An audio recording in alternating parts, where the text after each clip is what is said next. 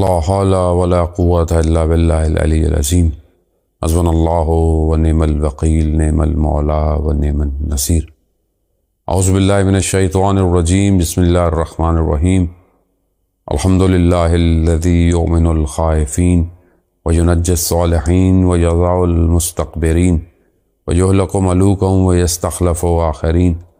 صلاة والسلام على رسول الثقلين محبوب رب المشرقين والمغربين جد الحسن والحسين نبينا سيدنا بالقاسم محمد وعلى آله الطيبين الطاهرين المعصومين لا سيما بقية الله في الأرضين روحي وأرواحنا لتراب مقدم الفداء ولعنة الله على أعدائهم أجمعين. بسم الله الرحمن الرحيم. رب اشرح لي صدري ويسر لي أمري واحلل عقدة من لساني يفقهوا قولي. أما بعد فقد قال رسول الله صلی اللہ علیہ وآلہ وسلم افضل الاعمال امتی انتظار الفرج. عزیزان محترم، ایام ماہ سفر کے آخری ہیں اور ایام رحلت پیغمبر اکرم صلی اللہ علیہ وآلہ وسلم ہیں، اور ایک روایات سے امام حسن مصطفیٰ علیہ السلام کی بھی شہادت ہے، اور آخر ماہ سفر جو ہے وہ روایت کے حساب سے امام رضا علیہ السلام کی بھی شہادت ہے. ہماری گفتگو جو ہے وہ پیغمبر اکرم صلی اللہ علیہ وآلہ وسلم کی زندگی اور ان کی زندگی کے کچھ گوشوں کے اوپر ہماری گفتگو کہ ہم ان کی زندگی سے اپنی زندگی میں کیا چیزوں کو فالو کر سکتے ہیں، کیونکہ ان کی ساری زندگی، ان کی زندگی کا ہر لمحہ، ہر دور جو ہے وہ ہمارے لیے مشعل راہ ہے، ہمارے لیے اسوۃ و حسنہ ہے، اور ہمیں حکم بھی یہی دیا گیا ہے کہ ہم ان کو اپنی زندگی میں رول ماڈل بنائیں اور انہی کو ہم فالو کریں. قرآن متعدد جگہ پر، کافی جگہوں پر ہمیں جو ہے وہ ان کی اطاعت کا حکم دے رہا ہے. حتیٰ پروردگار بھی یہی کہتا ہے کہ رسول خدا سے کہ لوگوں سے کہیں کہ اگر وہ محبت کرتے ہیں پروردگار سے بھی تو رسول کی اطاعت کریں. یعنی خدا کی محبت جو ہے وہ رسول خدا کی اطاعت پر ڈیپینڈنٹ ہے، منحصر ہے. اسی ذیل میں نے بہرحال آپ کی خدمت میں کچھ روایات پیش کیں، اور ہماری گفتگو ایک حدیث پر چل رہی تھی کہ 10 کوالٹیز دنیا کے اندر جو ہیں وہ انسان کو حاصل ہوتی ہیں اگر اس کے دل میں رسول خدا حضرت محمد مصطفیٰ صلی اللہ علیہ وآلہ وسلم اور ان کی اولاد کی اگر محبت ہوتی ہے. اس سے پہلے کہ میں ان کوالٹیز کو آج کوشش کروں گا کہ ان کو کم از کم جو 10 کوالٹیز دنیا کے اندر ہے اس کو آج ہم کمپلیٹ کر لیں. عزیزان محترم، جب ہم پیغمبر اکرم صلی اللہ علیہ وآلہ وسلم کی زندگی کی طرف دیکھتے ہیں تو ان کی زندگی کا صرف ہم یہاں وہاں سے یہ ایکسٹریکٹ کریں کہ رسول خدا زندگی گزارتے کیسے تھے، اپنے ہمسائے کے ساتھ کیسے تھے، اپنی فیملی کے ساتھ کیسے تھے، اپنے کمپینینز کے ساتھ کیسے تھے، نان مسلم کے ساتھ کیسے تھے. ظاہر ہے یہ ہمارے لیے ضروری ہے، کیونکہ ہم بھی بعض اوقات ایسے معاشرے میں رہتے ہیں جہاں نان مسلمز بھی ہیں، دوسرے لوگ بھی ہیں، تو وہاں ہمارا اخلاق بہت امپورٹنٹ ہے، وہاں ہمارا کریکٹر جو ہے وہ بہت امپورٹنٹ ہے. یعنی ہم جب کسی اور کنٹری میں رہ رہے ہیں، ایسی کنٹری میں جہاں پر لوگ میجورٹی اگر مسلمان نہیں ہیں یا مطلب مکس لوگ رہتے ہیں، تقریباً ہر ملک میں ہی ڈیفرنٹ ریلیجن کے لوگ رہتے ہیں، لیکن بہرحال ایک میجورٹی ہوتی ہے لوگوں کی وہاں پر. اور اگر ایسے ملک میں کہ جہاں پر میجورٹی میں اگر مثلا کرسچنز رہتے ہیں یا کوئی اور لوگ رہتے ہیں، تو پھر ہمارا اخلاق، ہمارا کردار، ہمارا کریکٹر ایکچول میں ایمبیسیڈر ہوتا ہے. ہم خود ایمبیسیڈر ہوتے ہیں کس چیز کے؟ اس ریلیجن کے جس کو ہم فالو کرتے ہیں. اب آپ خود اپنے آپ کو دیکھیں گے، جب اگر آپ کوئی کام کرتے ہیں، کوئی بزنس کرتے ہیں، کوئی جاب کرتے ہیں، کسی جگہ جاتے ہیں جہاں مکس انٹرفیتھ لوگ، ڈفرینٹ ریلیجن کے لوگ اٹھتے بیٹھتے ہیں، لوگ آپ کو ایز اے مسلم دیکھ رہے ہوتے ہیں، آپ کے کردار سے اسلام کو ایکسٹریکٹ کر رہے ہوتے ہیں. تو وہاں ہمارے لیے بہت امپورٹنٹ ہے کہ ہم اپنے کردار کی اصلاح کریں، ہم اپنے آپ کو دیکھیں. یہی جو کوالٹیز ہیں یہ اسی لیے بتائی گئی ہیں کہ ہم اپنے آپ کو دیکھیں کہ واقعاً اگر ہم محبت کرتے ہیں تو یہ کوالٹیز ہمارے وجود میں ہونی چاہیے. خاص طور پہ جب سوشلائزیشن ہو، جب انسان سوشلائزیشن ہے، خاص طور پہ ایک نان مسلم کے لیے تعجب ہوگا مثلا اگر ایک مسلمان ہے اور وہ مسلمان جو ہے وہ خدا نہ خواستہ حرام کام کر رہا ہے، غلط کام کر رہا ہے، تو ایک نان مسلم کیسے دیکھے گا اس کو؟ کس طرح دیکھے گا؟ کتنے کچھ اتنے سارے واقعات اور جو نیو کنورٹس ہیں یا میں بعض لوگوں کے انسان دیکھتا ہے ان کی زندگی میں ہونے والے واقعات، مختلف لوگوں کے واقعات کہ مطلب وہ بہت سارے لوگوں کو ایک ساتھ دیکھتے تھے، اپنے پروفیشن میں دیکھتے تھے، اپنے کام میں دیکھتے تھے، ان میں ایک مسلمان بھی ساتھ ہوتا تھا. تو کہتے میں ان کو دیکھا مگر وہ دوستوں کے ساتھ ہیں نان مسلم، مگر وہ کوئی ایسا کام نہیں کر رہے، مثلاً نشہ نہیں کرتے، ڈرنک نہیں کرتے، یا مثلاً کچھ اور ایسی ایکٹیویٹی نہیں کرتے. اور کیونکہ ان کے ریلیجن نے ان کو پابندی لگائی ہے، اور ان کا کردار، ان کا کریکٹر بھی ایسا ہے کہ مطلب ہے کہ کشش ہے، اس کے اندر اٹریکشن ہے. تو اس چیز نے جو ہے وہ ایک تھاٹ پروسیس کو سٹارٹ کیا کہ یہ کون سا ریلیجن ہے، یہ کون ہے ایسا شخص کہ کون اس کو دیکھ رہا ہے کہ جبکہ یہ مذہب رات کو بھی باہر ہے پھر بھی ہے، مگر اطراف میں لوگ، اس کے سائڈ میں لوگ ساری چیزیں کر رہے ہیں مگر یہ نہیں کر رہا. تو وہ ایک کردار جو ہے وہ دوسرے کے ذہن کو ہٹ کر سکتا ہے، اور اس کو ہٹ کر اسے سوچنے پہ مجبور کر دیتا ہے. ہدایت تو خدا کے پاس ہے، ہدایت تو خدا نے دینی ہے، اور خدا ہدایت دیتا ہے. ہم صرف وسیلہ بنتے ہیں، اور اسی وسیلے کی وجہ سے بہرحال لوگ پھر اسلام کی طرف آتے ہیں. میرے خیال میں اگر ہم ایسے ملکوں میں رہتے ہیں تو ہمارے اوپر ذمہ داری بہت زیادہ ہے. سب سے پہلے اپنی ہے، پھر اس کے بعد اپنی اولاد کی ہے. اپنی اولاد کو، اپنی نسل کو ہم دیکھیں، ہم بڑے آرام سے کہہ دیتے ہیں مولانا صاحب تو ماڈرن دور ہے، آج کل اولاد ایسی ہو گئی ہے، ویسے کیسی ہو گئی ہے، کیوں ہو گئی ہے؟ کوئی پرابلم ہے؟ اس کا مطلب ہے خوراک میں پرابلم ہے، لقمے میں پرابلم ہے، حلال نہیں دے رہے، یا تو ہم خدا نہ خواستہ حرام دے رہے ہیں، یا پھر میرے اپنے اندر بھی کوتاہی ہو سکتی ہے. کم از کم میں اپنی طرف سے تو پورا کروں. پہلے کیوں سرنڈر کر دیتا ہوں میں کہ کمیونٹی ایسی ہے، سوسائٹی ایسی ہے. اور وہ جو آج کل جو سب سے بڑا فشار ہے، جو انسان ویسٹ میں رہتا ہے یا اس طرح کے رہتا ہے، وہاں پر وہ جو بہت ساری چیزیں جو کہ چاہے وہ ان کے اپنے معاشرے کے بھی کیوں نہ ہو، ان کے اپنے معاشرے کی بھی نقصان دہ ہیں، بہت ساری ایسی چیزیں اور ایسی چیزیں جو ہو رہی ہیں، مطلب جو انسانیت کی فطرت اور نیچر کے خلاف ہو رہی ہیں. تو وہاں پر ہم کیسے اس کو ایکسیپٹ کر رہے ہیں؟ ہم کیوں اس کو ایکسیپٹ کرتے جا رہے ہیں؟ آہستہ آہستہ آہستہ آہستہ آہستہ حرام جو ہے وہ حلال بنایا جا رہا ہے، اور ہم خاموشی سے تماشا دیکھ رہے ہیں. پھر ہم کہتے ہیں کہ ہم رسول خدا کو فالو کرتے ہیں. عزیزان محترم، یہ اخلاق، یہ کریکٹر، یہ بیہیویئر، یہ سوشلائزیشن ایک پارٹ ہے، مین پارٹ پروفٹ کا ایک اسلام کی حکومت ہے. یہی وجہ تھی رسول خدا صلی اللہ علیہ وسلم نے مکہ چھوڑا، مدینہ آئے، اور مدینہ میں اپنی اسٹیٹ کو کریٹ کیا، مدینہ میں اسٹیٹ کو بنایا، اور پھر اس کے اندر اس کو سسٹم کو جو ہے وہ آرگنائز کیا، اور وہ سسٹم پھر پھیلا. اس میں نان مسلم بھی رہتے تھے بٹ اس کے رول آف ریگولیشن تھے، اور اسی طرح یہ پھیلتا پھیلتا پھیلتا پھیل گیا. اگر ہم اس ایک اسٹیٹ کی طرف نہیں بڑھ رہے تو پھر ہم شاید ظاہری طور پر اپنی زندگی اچھی گزار رہے ہیں، بس وہ بھی خوش ہو رہے ہیں، لیکن ہماری ایک ذمہ داری ہے، وہ یہ کہ پروفٹ کا آخری فرزند جو ہے وہ غیبت کے پردے میں ہے. ہم اس ہستی کے لیے کیا کر رہے ہیں، یہ امپورٹنٹ ہے. وہ جو مدینہ میں اسٹیٹ بنی تھی وہ ابھی جو ہے وہ کمپلیٹ نہیں ہوئی ہے.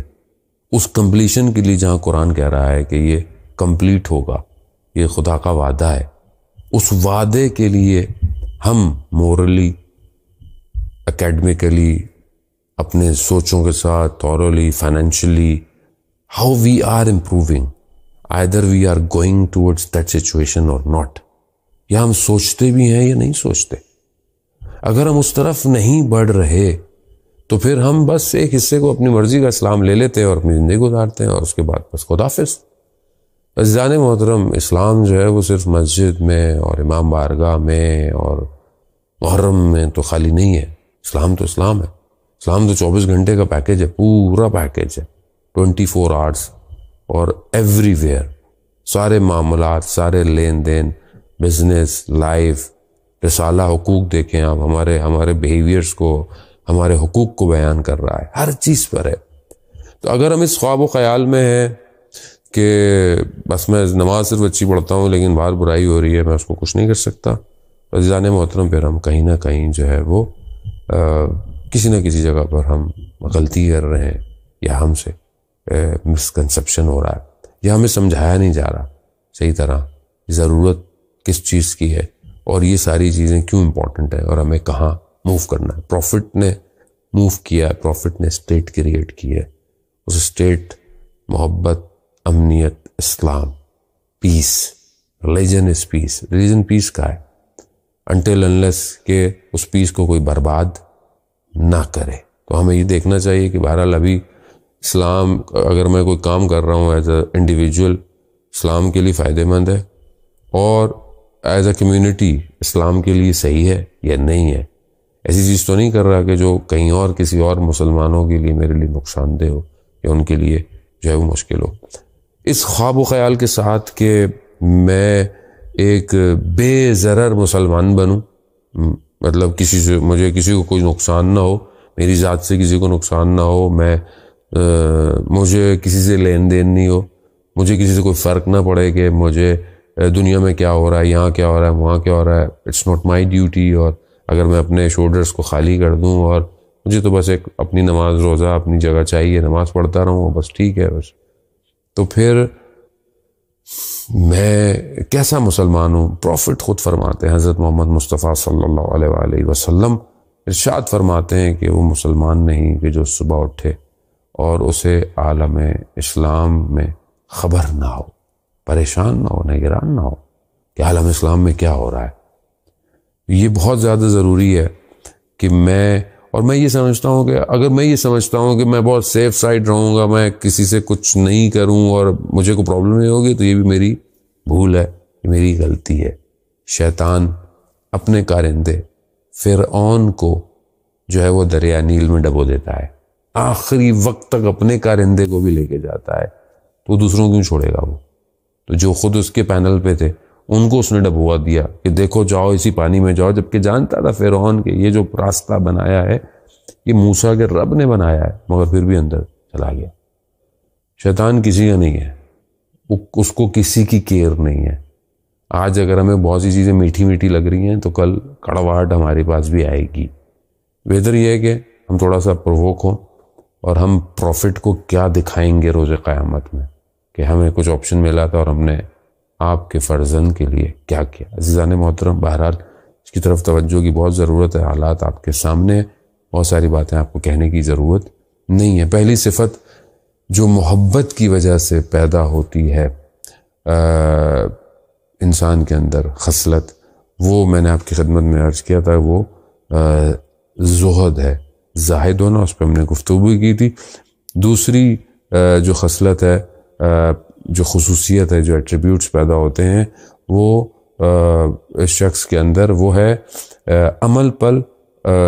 عمل یعنی جو وہ کام کر رہا ہے، اچھا عمل جو کر رہا ہے اس کے لیے حرص ہونا، یعنی گریڈی ہونا، یعنی بہت زیادہ کہ میں یہ اچھا کر لوں، میں یہ کر لوں۔ جیسے بہت سارے لوگ ہوتے ہیں ماشاءاللہ کمیونٹی میں ہوتے ہیں کہ ڈھونڈتے ہیں کہ کوئی کام اچھا ملے، کسی کی ہیلپ ہے، کوئی کام کرنا ہے، یا مثلا اگر سینٹر کا کوئی کام ہوتا ہے بعض اوقات فوراً آگے آ رہے ہوتے ہیں کہ ہم یہ کرتے ہیں، اور اس طرح ماشاءاللہ بہت لوگ کام کر رہے ہوتے ہیں۔ تو یہ جو خصوصیت ہے کہ ایک اچھے عمل کے لیے انسان جو ہے وہ بھاگ دوڑ کرے، یعنی سب سے پہلے آگے بڑھے، اور مومن کو ویسے بھی نیک کام کے لیے ایسے ہی حریص ہونا چاہیے، یعنی اس کو یہ ہونا چاہیے کہ وہ زیادہ سے زیادہ جو ہے وہ اس کام کو انجام دے۔ عمل، اور ہم اپنی زندگی میں دیکھیں اس کو، اگر ہم محبت کرتے ہیں تو اگر کوئی خیر کا عمل یا کہیں کوئی اچھے عمل کے لیے دعوت دی جاتی ہے، کسی کی ہیلپ کرنی ہے، کوئی کمیونٹی کا کام کرنا ہے، کوئی سوشل ایسا کام، ویلفیئر کا کام کرنا ہے، یا کوئی علمی کسی معاملے میں ہیلپ کرنی ہے، کوئی مطلب XYZ جو بھی آج کل کے حالات ہیں، اس میں بہت سارے ایسے کام ہیں جو کیے جا سکتے ہیں، لوگ کر بھی رہے ہیں، تو اس میں ہم کتنا آگے چاہتے ہیں، کتنا ہم اپنا عمل کرنا چاہتے ہیں، تو یہ جو ہے وہ دوسری خصوصیت ہے، دوسری ایک ایسی کوالٹی ہے کہ جو اہل بیت سے جو محبت کرتا ہے اس کے اندر ایجاد ہوتی ہے۔ تیسری الورا فی الدین ہے، یعنی دین میں تقوی اختیار کرنا، ورع اختیار کرنا۔ یہ بھی وہی ہے کہ انسان جو ہے وہ اپنے اندر خوف رکھے خدا سے اور پرہیزگار رہے اور اچھے کام کو انجام دے اور برے کو چھوڑ دے۔ تقریباً جو ہے وہ زہد ہی کی ون آف دا کائنڈ ہے۔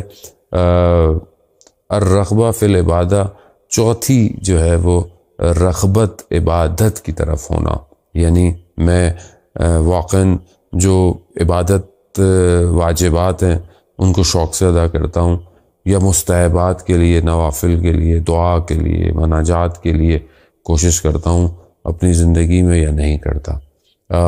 انسان تہجد کے لیے بہرحال اس میں اور بھی ہیں، لیکن بعض اوقات ہم دیکھتے ہیں خاص طور پہ بزرگ تو ماشاءاللہ اچھی عبادت کرتے ہیں، لیکن جو ینگسٹر ہیں وہ بڑا نماز بھی پڑھی تو بڑی جلدی جلدی پڑھ کر بس تب نکل گئے اور جا رہے ہیں، اور اس طرح اٹیچمنٹ۔ لیکن بہت سارے جوان ماشاءاللہ دعائے کمیل، دعائے نطبہ میں بیٹھے ہوتے ہیں، گریے کر رہے ہوتے ہیں، لیکن میں اپنے آپ کو دیکھوں ایز اے انڈیویجول میری اٹریکشن کتنی ہے۔ آدھے میں دعائے نطبہ یا دعائے کمیل اگر پڑھا ہوں تو صفحے گن رہا ہوتا ہوں، ہاؤ مچ پیجز لیفٹ، کتنے رہ گئے ہیں، کیا ہو گیا، کتنی دیر ہو گئی ہے، یا نہیں میں شوق سے پڑھتا ہوں، یا اپنی تنہائی میں بھی پڑھتا ہوں، اپنی خلوت میں بھی عبادت اور اپنے سجدوں کو طولانی رکھتا ہوں، قرآن کی تلاوت سے کتنی لذت حاصل کرتا ہوں، کتنا مجھے اچھا لگتا ہے، یہ بہت امپورٹنٹ ہے۔ تو یہ ایک اگر خدا نخواستہ نہیں ہے اس کو ہم ایجاد کریں، کیونکہ یہ ون آف دا کوالٹی ہے کہ یہ ایک شخص کے اندر کہ جو اہل بیت سے محبت کرتا ہے۔ پانچویں جو کوالٹی ہے وہ توبہ قبل الموت ہے، یعنی انسان جو ہے وہ مرنے سے پہلے توبہ کرے۔ یہ کوالٹی ہے جو اس کو ملتی ہے۔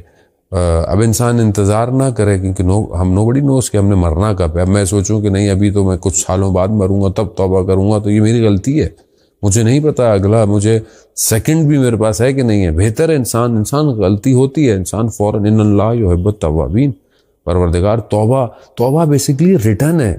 لیکن میں ایک آٹو بان پہ ہائی وے پہ جا رہا ہوں اور میں غلط چلا گیا ہوں، اور اب جب غلط چلا گیا ہوں تو کیا میں ساری زندگی غلط جاتا رہوں گا؟ نہیں، میں دیکھوں گا کہ جو پہلا ایگزٹ ہے، پہلا جو ہے وہ میں اس سے کہاں سے میں یو ٹرن لے سکتا ہوں، کہاں سے دوبارہ ایگزٹ لوں، کہاں سے دوبارہ انٹر ہوں میں اپنی اسی کو توبہ کہتے ہیں۔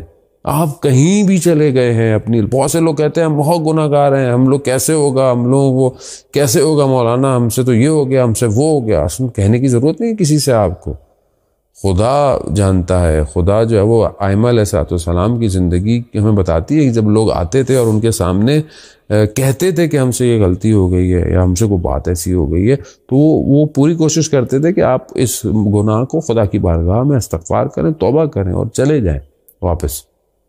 اور خدا نے بہرحال جنت کے ایک دروازہ جو ہے وہ اس کو توبہ والوں کے لیے رکھا ہے، یعنی خدا پسند کرتا ہے توبہ، ان اللہ یحب التوابین، خدا محبت کرتا ہے توبہ کرنے والوں سے۔ تو یہ وہ خصوصیت اور یہ خوبی ایک کوالٹی ہے کہ جو توبہ اہل بیت علیہ السلام کی محبت کرنے والے کے اندر جو ہے وہ ایجاد ہوتی ہے۔ ایک شخص تا یقین آیت اللہ ملا کلی حسین حمدانی کے بارے میں بیان ہوتا ہے کہ وہ نجف اشرف میں تھے، بہت بڑے ولی خدا تھے، بڑے بڑے اساتید جو تھے عرفاء ان کے استاد تھے، اور ایک شخص جو ہے وہ بہت عجیب سا تھا، عجیب سے مراد ہر کسی کو تکلیف دیتا تھا، اذیت کرتا تھا، اور اس کا نام عبد فرار تھا، یعنی ایسا تھا کہ لوگ اس کو دیکھتے تھے تو بھاگنا شروع کر دیتے تھے، یعنی اس کے سامنے کھڑے ہی رہتے تھے۔ تو ایک دن ملا کلی حسین حمدانی کے سامنے آ گیا مولا متقیان کے حرم کے پاس نجف میں، تو انہوں نے کہا کہ وہ شخص کہتا ہے ان کو کہ آپ مجھے نہیں جانتے کہ میں کون ہوں؟ کہا کون ہوں؟ کہا میں عبد فرار ہوں، یعنی لوگ مجھے دیکھ کے فرار کرتے ہیں۔ تو انہوں نے کہا تم کس سے فرار ہے؟ تمہیں کس سے فرار ہے؟ اللہ سے، اللہ کے رسول سے، تم کس سے فرار کر رہے ہو؟ بس یہ ایک جملہ کہا، اور دوسرے دن جب وہ اپنے درس میں آئے اور جہاں انہوں نے درس دینا تھا تو انہوں نے اپنے اسٹوڈنٹس کو کہا کہ آج درس نہیں ہے بلکہ آج یہ کسی عارف کا انتقال ہو گیا ہے اور اس کے جنازے پہ جانا ہے۔ اب یہ جب پہنچے تو دیکھا یہ تو ان کا گھر ہے، تو کہا یہ تو ایسا شخص ہے. تو جب ان کی زوجہ سے پوچھا گیا کہ معاملہ کیا ہے، کہا کہ یہ کل جب سے آیا اور گھر میں ایک دیوار کمرے میں کونے میں بچی، کہ کس سے فرار ہے؟ اللہ سے یا اس کے رسول سے. کہہ رہا بس اسی گفتگو اور اسی آواز کے ساتھ جو ہے وہ جب صبح دیکھا تو وہ انتقال کر چکا تھا. یعنی گویا وہ پلٹ آیا تھا خدا کی طرف سے. ہم جو خدا نخواستہ کوئی بھی کام کرتے ہیں، ہم کس سے بھاگ رہے ہیں؟ ہم کیا سمجھتے ہیں کہ خدا ہمیں دیکھ نہیں رہا؟ خدا ہمیں دیکھ رہا ہے، خدا ہر جگہ ہے. ہم خود جو ہے وہ نہیں سمجھ.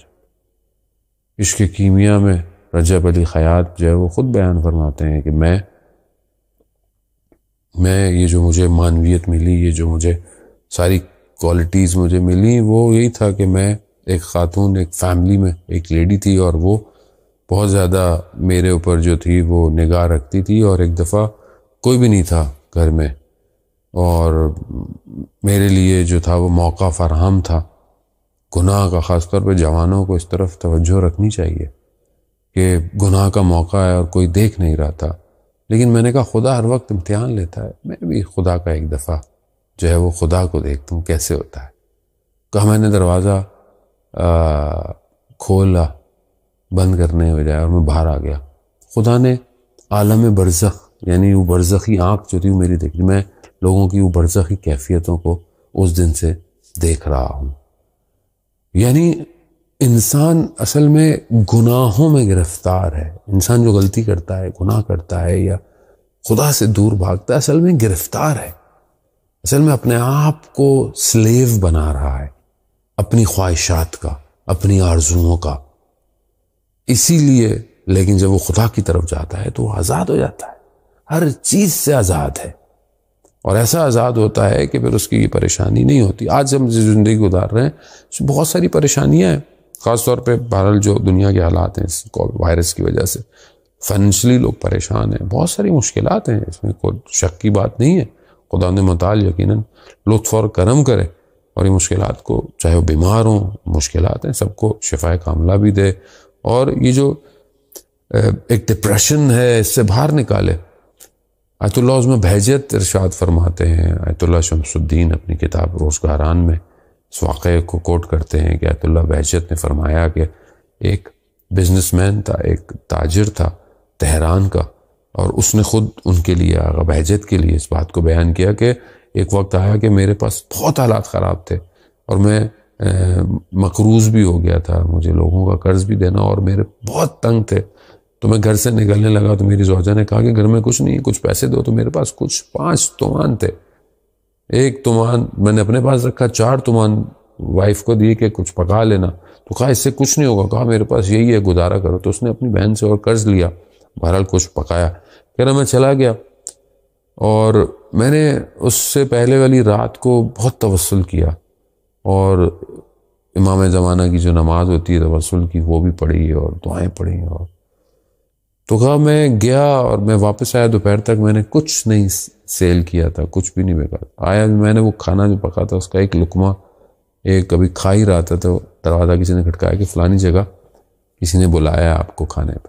خیر میں چلا گیا، وہاں کھانا نہ کھایا، وہاں بیٹھ گیا. تو وہاں اس زمانے میں جو بہت عارف اور عالم دین تھے تہران میں، کہہ رہا وہ بھی وہاں موجود تھے. تو بیٹھ گیا تو وہ اچانک سے انہوں نے ایک گفتگو شروع کی کہ ایک طالب علم تھا، سید تھا نجف اشرف میں، اور بہت زندگی اس کی جو ہے وہ تھی، وہ پریشان تھی، فائنینشلی کرائسس میں تھا، مقروض بھی تھا. تو اسے کسی نے کہا کہ فلانا ایک عریضہ ہے، کوئی لکھو اس کو 40 ڈیز تک، تو 40 ڈیز میں تمہاری مشکل حل ہو جائے گی. امام زمانہ. تو کہتا اس نے لکھے، اسے پتہ بھی نہیں چلا 40واں دن آ گیا، اس کو نہیں پتہ چلا کہ وہ 40واں دن ہے. وہ کہتا ہے میں اپنے گھر میں تھا، گھر میں کوئی بھی نہیں تھا. تو مجھے ایک آواز آئی سید حسن. تو میں نے کہا گھر میں تو کوئی نہیں ہے، شاید نہ کوئی ہے تو یہ میرا وہم ہوگا. لیکن پھر کہا سید حسن پیسر ہے سید حسین، یعنی سید حسن سن آف سید حسین. تو میں نے کہا کہ یہ تو آواز خیالات نہیں ہے، حقیقی. جب میں نے مڑ کے دیکھا تو کوئی مجھے نظر نہیں آیا لیکن آواز آئی. کہا کہ کب ایسا ہوا ہے کہ ہم تمہارے حالات سے واقف نہ رہے ہوں، ہم نے تمہیں تمہارے حال پہ چھوڑ دیا ہو؟ کب ہے؟ ہمیں پتہ ہے تمہارے حالات کا. یعنی امام زمانہ جل اللہ تعالیٰ فرجہ شریف کی آواز تھی. کہہ رہا وہ دن تھا اور اس کے بعد میرے دل میں ایک ایسا اطمینان آ گیا, ایک ایسا پیس آ گیا کہ امام دیکھ رہے ہیں, امام جانتے ہیں. کہ اس کے بعد میں نے کبھی اس معاملے میں پریشانی نہیں ہوا. تو وہ تاجر بزنس مین کہتا ہے کہ میں سمجھ گیا کہ یہ عارف نے واقعہ میرے لیے بیان کیا. کہہ رہا اس دن کے بعد سے میں کبھی اپنے فائنینشلی معاملات میں جو ہے وہ پریشان نہیں ہوا. آقا بہجت بھی فرماتے ہیں کہ پھر اس شخص نے کبھی مشکل بھی ہوئی تو کبھی اس کا اظہار نہیں کیا. ایک اطمینان کی کیفیت میں آ گیا, ایک سکون کی کیفیت میں آ گیا. پھر آگے آقا بہجت فرماتے ہیں کہ کبھی کبھی ہم اس بچے کی طرح ضد کرتے ہیں جیسے ایک چھوٹا بچہ کوئی ایسی چیز کھانے کو بولتا ہے جو اس کے لیے نقصان دہ ہو. یا مثال کے طور پر بچہ آگ فائر کی طرف بڑھتا ہے, اسے نہیں پتا ہوتا کہ یہ نقصان دہ. کرم خدا کی بارگاہ میں کبھی کبھی ایسی ضدیں کرتے ہیں جو ہمیں نہیں پتا کہ ہمارے لیے فائدہ مند ہیں یا نہیں ہے. یہ اطمینان پیدا کرنا کہ ہمارے حالات کو امام دیکھ رہے ہیں, امام جانتے ہیں, امام سے توسل کریں, امام سے رجوع کریں, گفتگو کریں, امام کو لیٹر لکھیں, چاہے اپنے پاس رکھیں, اس کو اپنی بات کہیں امام سے کہ مشکل میں ہو امام کو یاد کریں, یا صاحب الزمان ادرکنی. چاہے آپ کو پتا ہو کہ مشکل آپ کی مشکل ہے, اگر کوئی مشکل ہے ایسی جو آپ کو خدا نہ خواستہ کوئی ایسی چیز جو آپ سے چھوٹتی نہیں ہے, آپ اپنے امام کو یاد کریں. عزیزان محترم, آپ دیکھیے امام خود آپ کو لطف کریں گے, خود امام آپ کو. بہت سارے جوان کہتے ہیں یہ نہیں چھٹتا, وہ نہیں ہو سکتا, ذہن کیسے چھوڑے, خدا نہ خواستہ اگر کوئی ڈرگز میں ہے, نشے کرتا ہے, کوئی کسی اور نشے میں ہے, کوئی لسٹ کے نشے میں ہے, کسی چیز میں ہے, بہرحال چھٹتی نہیں ہے. امام سے مدد تو مانگیں, یا صاحب الزمان ادرکنی, مدد تو مانگیں آپ. ہم نے کبھی مدد مانگی نہیں امام سے, کبھی ہم امام کو یاد ہی نہیں کرتے. تو عزیزان محترم, یہ کوالٹیز ہیں کہ جو بہرحال انسان کے وجود میں پیدا ہوتی ہیں. چھٹی کوالٹیز جو ہے وہ نشاط فی اللیل ہے, قیام فی اللیل, نشاط فی القیام اللیل, کہ انسان جو رات کو کھڑا ہوتا ہے عبادت کے لیے, تہجد کے لیے, نماز شب کے لیے, تو بہت ایک اچھی کیفیت کے ساتھ, ایک اچھی فیلنگ کے ساتھ کھڑا ہوتا ہے. یعنی بہت اس کے اندر ایک انرجی پائی جاتی ہے, زبردستی نہیں کھڑا ہوا. وہ رسول خدا صلی اللہ علیہ وآلہ وسلم کتنی عبادت کرتے تھے رات کو. ان کے لیے تو بہرحال انبیاء تھے, واجب تھی, لیکن ہمارے لیے واجب نہیں ہے. لیکن اگر انسان چاہتا ہے, تو اللہ کشمیری رضوان اللہ تعالیٰ علیہ فرماتے تھے کہ اگر تمہیں دنیا چاہیے تو تہجد کی نماز پڑھو, یا نماز شب پڑھو. اگر تمہیں دین چاہیے تو بھی نماز شب پڑھو. اگر تمہیں آخرت چاہیے تو بھی نماز شب پڑھو. یعنی ہر چیز کے لیے نماز شب. نماز شب انسان کے چہرے کو نورانی کرتی ہے, رزق کو وسیع کرتی ہے انسان کے. لیکن اگر خدا کے لیے کھڑا ہے, خدا سے گفتگو کر رہا ہے, خدا سے کلام کر رہا ہے, اس رات کو کوئی نہیں دیکھ رہا, اور یہ اس کی ایسی نہیں ہے کہ وہ زبردستی ہے, نہیں, چاہتا ہے وہ کھڑا ہونا, چاہتا ہے وہ سجدے کرے, اس سے بات کرے. خوب یہ ون آف دا کوالٹی ہے اہل بیت سے محبت کرنے والی.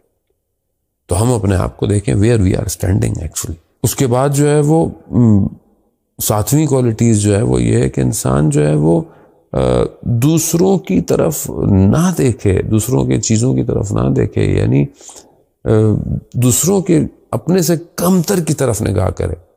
تو بڑوں اپنے سے بڑے انسان, مطلب اگر کسی کے پاس ایک گاڑی ہے اور اس کے پاس چھوٹی ہے, وہ اگر بڑی گاڑی کو دیکھتا ہے اور وہ اس کو طرف دیکھتا ہے کہ یہ کیوں نہیں ہے میرے پاس, تو وہ جو اس کے پاس خدا نے اس کو دی ہے اس کو بھی صحیح یوٹیلائز نہیں کر سکتا. یہ ہر چیز میں آپ اس کو کمپیئر کر لیں, چاہے گھر ہو, چاہے گاڑی ہو, چاہے اور چیزیں ہوں. انسان اگر اس حسرت کے ساتھ ایک دیکھتا ہے تو وہ کبھی بھی کامیاب نہیں ہے. اہل بیت جو ان کے دل میں محبت ہوتی ہے وہ دوسروں کی طرف مایوس نہیں ہے. وہ مطلب وہ دوسروں کی چیزوں کی طرف نگاہ کرتے ہوئے ان کے اندر ایسی چیزیں پیدا نہیں ہوتی ہیں. زانے محترم, بہرحال یہ سب پریکٹیکل چیزیں ہیں, ایسی چیزیں نہیں ہیں کہ مطلب وہ آسمانوں کی ہیں یا زمینوں کی نیچے جائیں یا مارس کی باتیں ہیں. یہ سب ہماری زندگی کی باتیں ہیں اور یہ پریکٹیکل ہیں. اگر یہ پریکٹیکل ہم نہیں کر پا رہے ہیں تو we have to see where we are standing. اور آٹھویں جو کوالٹی ہے وہ یہ ہے کہ انسان جو ہے وہ جو اس کے دل میں محبت ہوتی ہے وہ حفاظت کرتا ہے اللہ کے امر کی اور نہیں کی. یعنی خدا نہ خواستہ اگر اس سے غلطی ہو جاتی ہے، گناہ ہو جا رہا ہے، اس کہیں جھوٹ بولتا ہے، فوراً شرمندہ ہوتا ہے، توبہ کرتا ہے. اور کہیں پر گناہ یا کوئی ایسی جگہ ہوتی ہے تو وہ نہیں جاتا یا اٹھ جاتا ہے، غیبت ہو رہی ہے اٹھ جاتا ہے، خاموش کرا دیتا ہے. کہیں پر کوئی گناہ ہے اپنا حفاظت کرتا ہے. خدا نے اس سے منع کیا ہے کہ یہ نہیں ہونا چاہیے، یہ ہونا چاہیے. مومن جو ہے وہ حفاظت کرتا ہے خدا کے امر اور نہیں کی. دنیا سے بغض رکھتا ہے. بغض سے مراد یہ ہے کہ یہ نہیں کہ دنیا کو رہا کر دیتا ہے، بلکہ دنیا پہ سوار ہوتا ہے، دنیا کو حسنات میں بدل دیتا ہے، دنیا کی چیزوں کو، دنیا کے معاملات کو، چیزوں کو اپنے لیے خدا تک پہنچنے کا وسیلہ بنا دیتا ہے.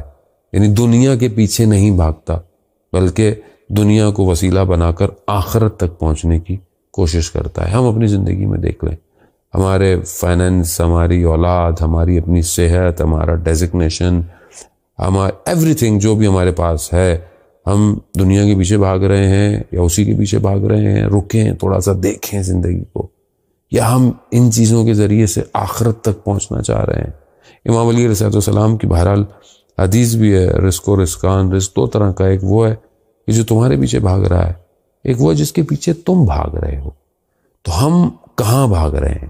ہے تو دنیا، ہم دنیا کے پیچھے بھاگ رہے ہیں یا پھر ہم آخرت کے پیچھے بھاگ رہے ہیں. جب ہم آخرت کی طرف جائیں گے تو دنیا خود بخود ہمارے ساتھ جو ہے وہ آگے کی طرف جو ہے وہ چلنا شروع ہو جائے گی.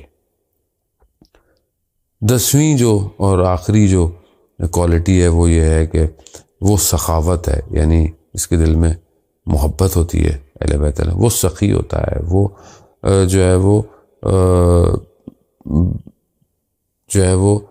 جو اسے خدا نے دیا ہے وہ خدا کی راہ میں لوگوں کو دینے میں اسے جو ہے وہ مشکل محسوس نہیں ہوتی.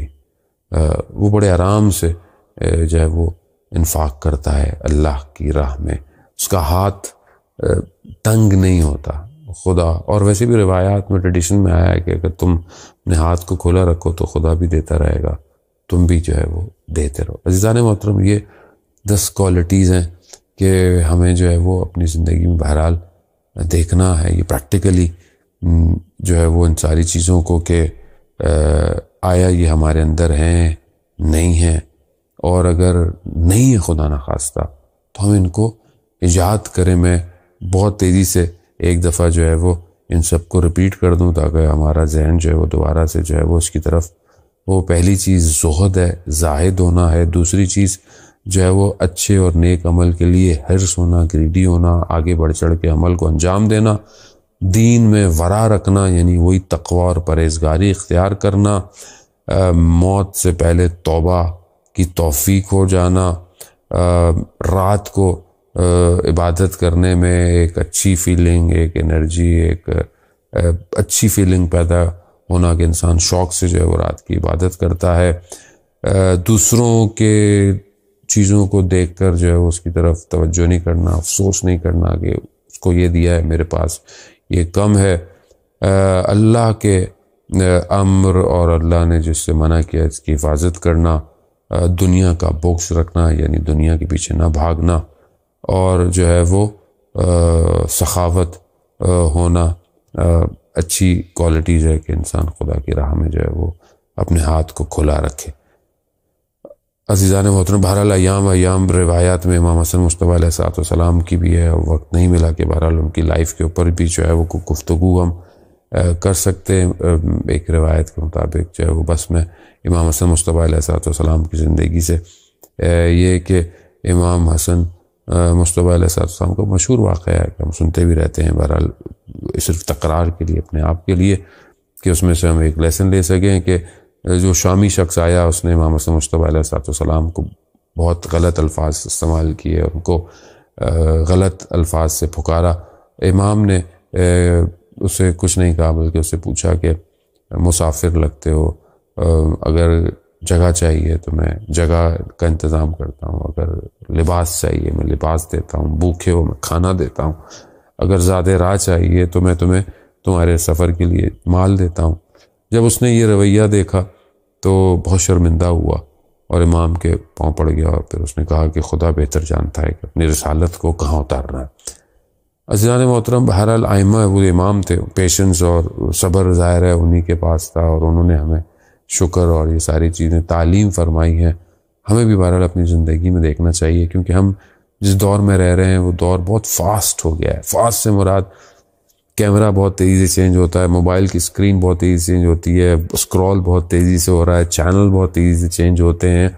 ان ساری چیزوں نے چینج ہونے میں ہمارے جو ہمارا بیہیویئر اس کو بھی فاسٹ کر دیا۔ ہم بہت تیزی سے ناراض ہوتے ہیں، ہم بہت تیزی سے غلط سوچتے ہیں، ہم بہت تیزی سے ایک دوسرے سے رشتوں کو توڑ دیتے ہیں، ہم بہت تیز ہو گئے ان معاملوں میں۔ ہم بعض اوقات چیز کو انڈرسٹینڈ کیے بغیر اس کو ایکسٹریکٹ نکال لیتے ہیں اور کسی کو غلط الفاظ سے یاد کرتے ہیں، کسی کے لیے غلط باتیں بولنا شروع کر دیتے ہیں۔ یہ کیوں ہو گیا؟ کیونکہ ہم بہت فاسٹ معاشرے میں، فاسٹ دنیا میں ہر چیز فاسٹ ہے، فاسٹ فارورڈ چل رہی ہے، ہر چیز فاسٹ کر کے دیکھنی ہے ہم نے آج کل۔ ہم بھی فاسٹ ہو گئے ہیں اور ہم بہت سارے معاملات سے دور ہوتے جا رہے ہیں۔ ہمیں بھی برداشت کی ضرورت ہے، پیشنس کی ضرورت ہے ایک دوسرے کو، خاص طور پہ فیملی میں۔ کووڈ کی سچویشن میں لوگوں کو زیادہ رہنا پڑ گیا ہے گھر کے اندر، میاں بیوی ایک دوسرے کو زیادہ دیکھتے ہیں، بچوں کو زیادہ دیکھتے ہیں۔ جہاں بہت سی چیزیں پازیٹیو ہیں وہاں ایک یہ بھی ہو گیا ہے کہ لوگ ایک دوسرے کو بعض اوقات تحمل برداشت زیادہ کر رہے ہیں۔ بہرحال بہت سارے ملکوں سے تو جو نیوز ہیں بہرحال اس لیے وہ لوگ مسلم تو کم کمیونٹی کی خبریں آئی ہیں، لیکن نان مسلمس کی زیادہ ہیں کہ ڈومیسٹک وائلنس کریٹ ہو گیا۔ اس کی وجہ یہی ہے کہ جو پارٹنرز ہیں وہ ایک دوسرے کو پہلے اتنا وقت نہیں دیتے تھے، وہ زیادہ دینا پڑ گیا ہے۔ اسلام ہمیں تحمل و برداشت سکھاتا ہے۔ غلطی ہو سکتی ہے کسی سے، نو بڈی از پرفیکٹ، لیکن ہمیں اپنے آپ اندر برداشت پیدا کرنی ہے، اپنے اندر ایک چیز پیدا کرنی ہے۔ اور جب ہمارا اصل ہدف آخرت ہو، یہ کوالٹیز، ان 10 کوالٹیز کو دیکھیں، ڈھونڈیں۔ میں اپنے اندر ڈھونڈوں کہ میرے اندر کون سی کوالٹیز نہیں ہے، میں اس کی طرف کام کروں، اور کنٹینیو نیکسٹ ایئر تک اپنے آپ کو دیکھوں کہ میں نے کتنی کوالٹیز کو جو ہے وہ پیدا کیا ہے۔ خدا کرے کہ اگر بہرحال میری زندگی ختم ہو گئی تو خدا کرے یہ کوالٹیز میرے اندر جو ہیں وہ ہوں یہ ساری، اور بہرحال 10 کوالٹیز جو آخرت میں ہوں گی، پھر کبھی انشاءاللہ خدا نے توفیق دی تو ان کو جو ہے وہ کسی اور جگہ پر بیان ہو پائے گا۔ تو ہم اپنے آپ کو دیکھیں کہ ہم اپنی فیملی میں کیسے ہیں، کس طرح ہیں، اپنی زندگی کو اہل بیت علیہ السلام کی محبت میں گزاریں۔ نجف کے عالم دین تھے، آیت اللہ نجفی کے نام سے مشہور تھے، نام ان کا بہرحال کوئی اور تھا۔ بادشاہ کے دور میں ایران میں انہیں جو ہے وہ جلا وطن یعنی تبعید ڈپورٹ کر دیا گیا۔ تہران میں رہے، ایک جگہ حصے میں نماز بھی پڑھاتے تھے، اور ایک وہاں مدرسہ تھا اور وہاں پر درس بھی دیتے تھے، کیونکہ بہت عالم بڑے تھے تو ان کے درس میں بہت رش ہوتا تھا۔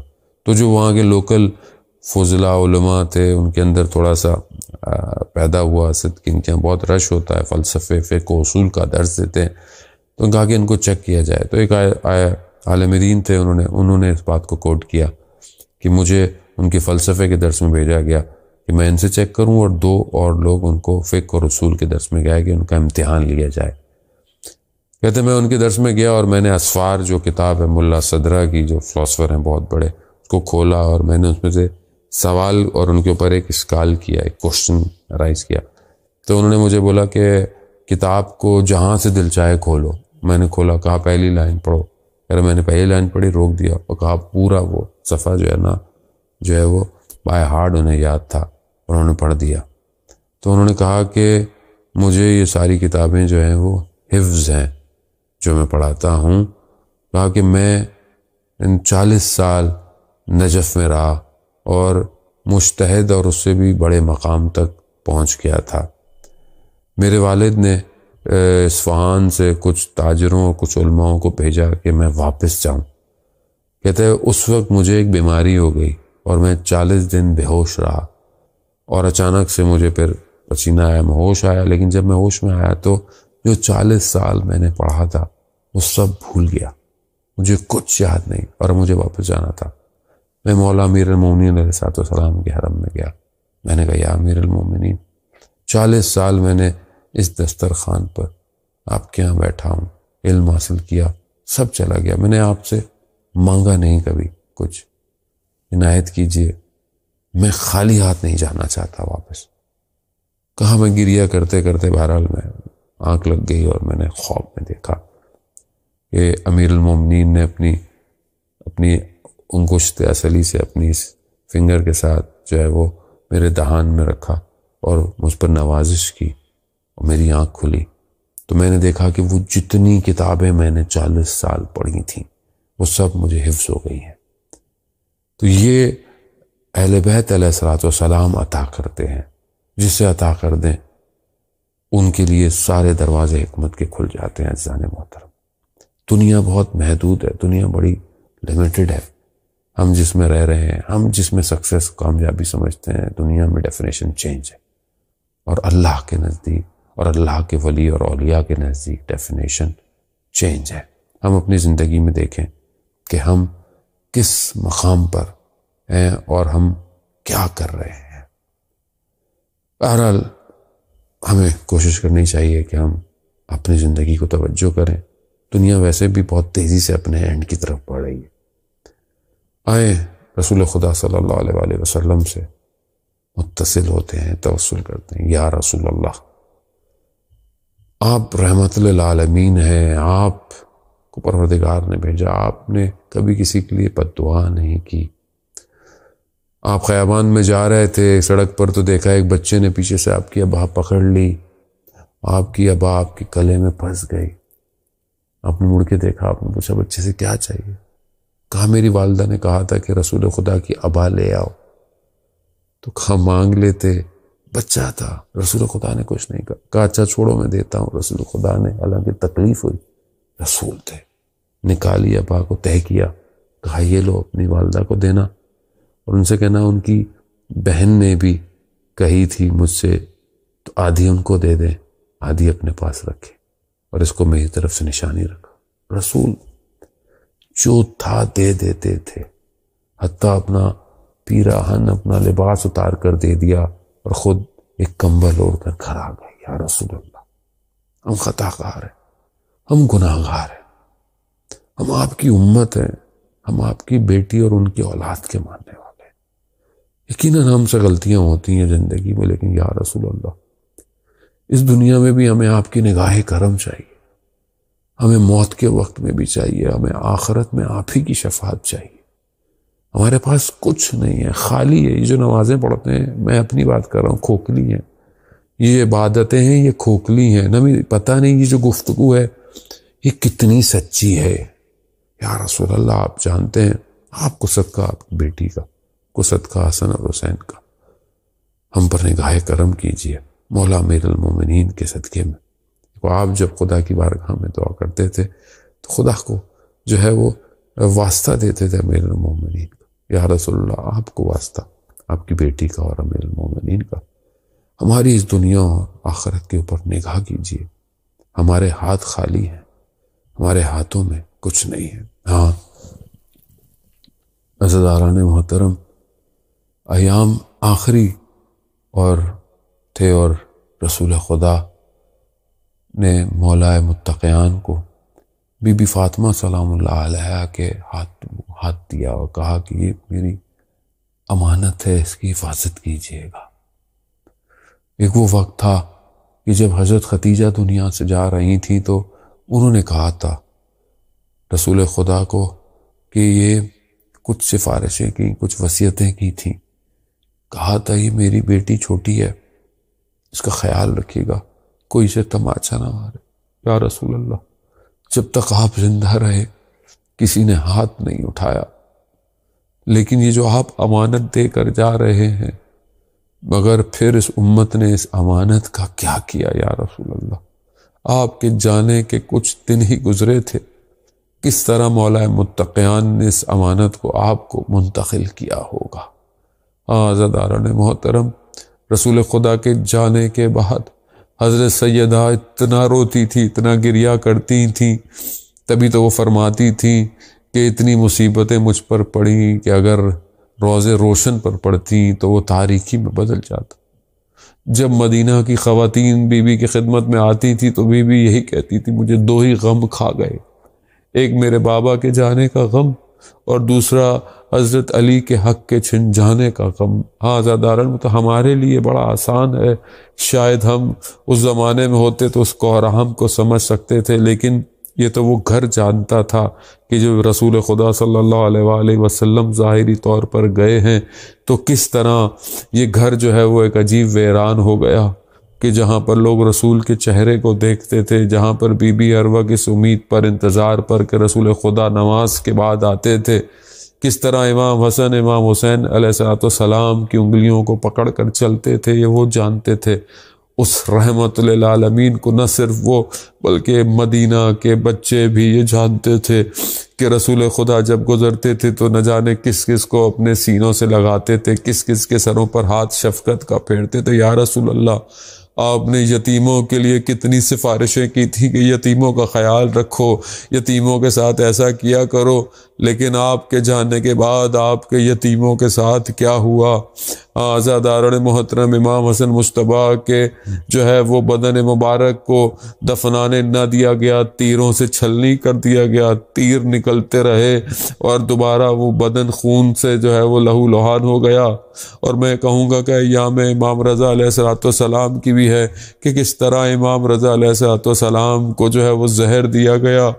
امام رضا خود کہتے ہیں، ابا سلط، اگر میں ابا کو سر پر اوڑھ کر آؤں تو سمجھ لینا کہ میں نے زہر جو ہے مجھے دے دیا گیا ہے۔ جب ابا سلط نے یہ دیکھا امام اسی حالت میں آئے ہیں، لیکن اس حالت میں امام نے پوچھا کہ کیا گھر میں جو کام کرتے ہیں انہوں نے کھانا کھایا؟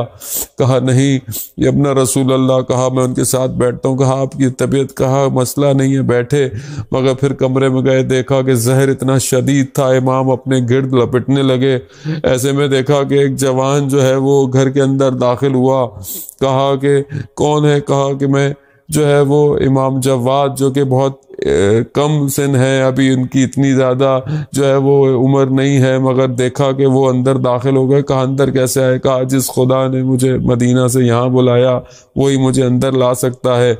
امام جواد امام تقی علیہ السلام اپنے بابا کے سرانے پر گئے اور سر کو جو ہے وہ اپنے زانوں پر رکھا، اور نہ جانے کس طرح جو ہے وہ اپنے بابا کے آخری وقت کو برداشت کیا ہوگا۔ لیکن میں یہی کہوں گا امام جواد، آپ نے اپنے بابا کو غسل اور کفن دیا اور آپ کے بابا کو دفنا دیا گیا۔ محلہ یوم ابا عبداللہ۔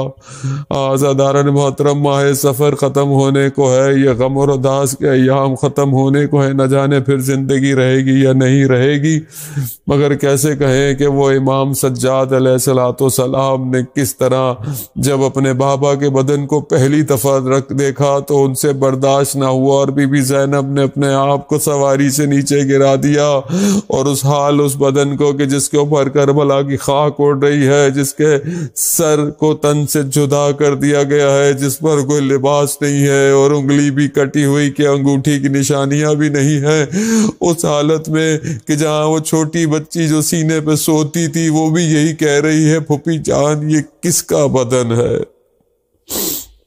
الا لعنت اللہ علی القوم الظالمین وسیعلم الذین ظلموا ای منقلب ینقلبون۔ پروردگار امام زمانہ کی ظہور میں تعجیل عطا فرما، ہمیں ان کے ناصروں ان کے مددگاروں میں شمار فرما۔ پروردگار رسول خدا صلی اللہ علیہ وآلہ وسلم رحمت للعالمین کے صدقے میں مسلمانوں میں آپس میں اتحاد اور محبت کی فضا قائم کرنے کی ہمیں توفیق عطا فرما، دشمنان اسلام کو نیست و نابود فرما۔ پروردگار مسلمان جہاں جہاں بھی ہیں ان کی جان مال عزت آبرو کی حفاظت فرما، کمیونٹی میں آپس میں محبت اور اتفاق کی فضا قائم کرنے کی توفیق عطا فرما۔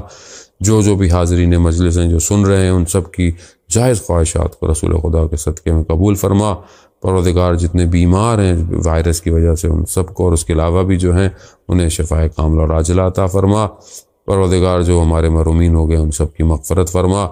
پروردگار جلد سے جلد اس بیماری کو دنیا سے دور فرما، جلد سے جلد ہمیں اپنے گھر کی بیت، اپنے گھر کی خانہ کعبہ کی زیارت، مدینہ کی، نجف کی، کربلا کی، سامرا کی، قازمین کی، مشہد مقدس کی، قم المقدس کی، اور بی بی زینب صلی اللہ علیہ کے روزے کی زیارت نصیب فرما۔ پروردگار